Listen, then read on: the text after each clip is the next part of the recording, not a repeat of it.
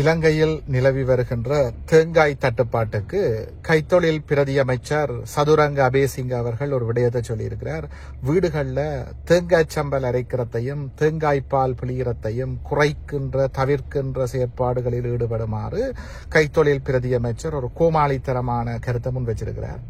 அமைச்சருக்கு நாங்கள் ஒரு விஷயத்தை சொல்ல விரும்புகிறோம். அமைச்சர் அவர்களே, 2009 முதல் இலங்கையில கடும் யுத்தம் நடக்க தமிழர் தாயக பிரதேசங்கள்ல கடும் பொருளாதார தடைகளை சிங்கள பௌத்த பேரினவாத அரசு நடைமுறைப்படுத்தி இருந்தது.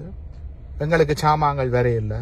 ஆனா அந்த நேரத்திலேயே எங்கட தலைவர், அவர் யாரென்று உலகத்துக்கே தெரியும், தற்சார்பு பொருளாதாரத்தின் அடிப்படையில எப்படி எங்களுடைய தமிழ் தேசத்தை பாதுகாக்கணும் என்ற தீர்க்க தரிசனமான திட்டங்களை முன்னெடுத்து ஊற்று தமிழன் தன்னும் பசியால சாகாமல் எங்கட தலைவர் எங்களை பாதுகாத்தவர்.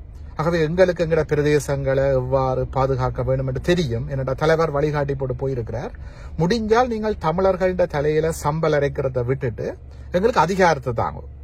சமஷ்டி அதிகாரத்தை நீங்கள் தமிழர்களுக்கு தருவீங்களா இருந்தால் நாங்கள் எங்களுடைய தாயகமான வடகிழக்கு எவ்வாறு ஆளுவது என்பதை ஆண்டு காட்டி உங்களுக்கும் நாங்கள் சொல்லித்தாரதுக்கு தயாரா இருக்கிறோம். ஏழுமென்றால் நீங்கள் புனர்வாழ்வு அளிச்சு உங்களோட முந்தைய அரசுகள் விடுவிச்ச முன்னாள் விடுதலை புலிகளின் போராளிகளிடம் கேட்டு நீங்கள் நிர்வாக விடயங்களை கற்றுக்கொள்ளலாம். உங்களோட கோமாளித்தனமான அறிவிப்புகளை பார்க்க எங்களுக்கு அழுகிறதா சிரிக்கிறதான்னு தெரியல.